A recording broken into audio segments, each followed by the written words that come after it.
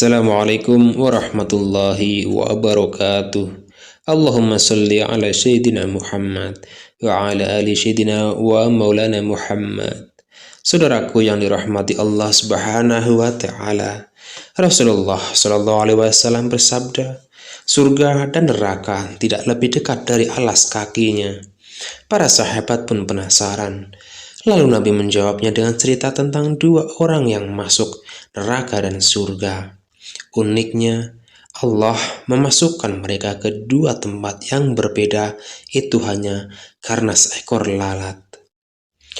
Diceritakan, dua orang masuk ke sebuah perkampungan di mana penghuninya menyembah berhala yang bertengger di depan gerbang perkampungan.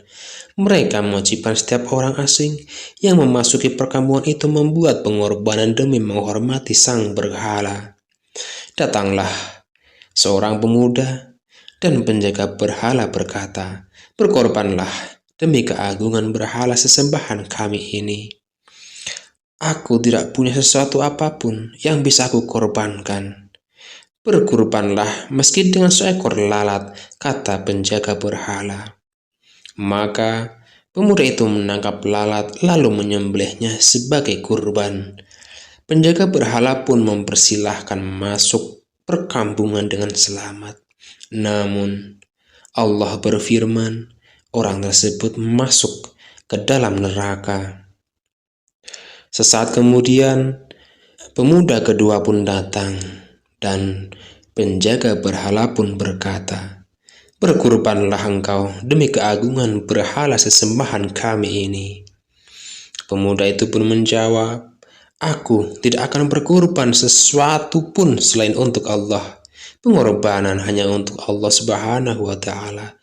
Aku berlindung dari menyekutukannya."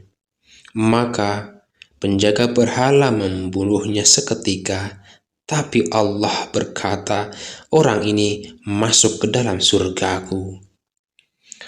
Hadis Nabi ini secara mendasar mengajarkan kepada kita betapa pentingnya menjaga akidah Islamiyah hingga tidak terkotori oleh noda-noda syirik menyekutukan kepada Allah, meskipun sedikit atau meskipun syirik dalam kadar terkecil, yakni dalam wujud riya, pamer, sum'ah, ingin didengar kebaikannya, ujub, kagum akan amal ibadahnya sendiri dan sejenisnya.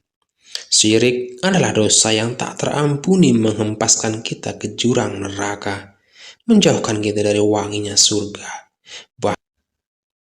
Syirik menghalangi kita untuk bertemu dengan Allah.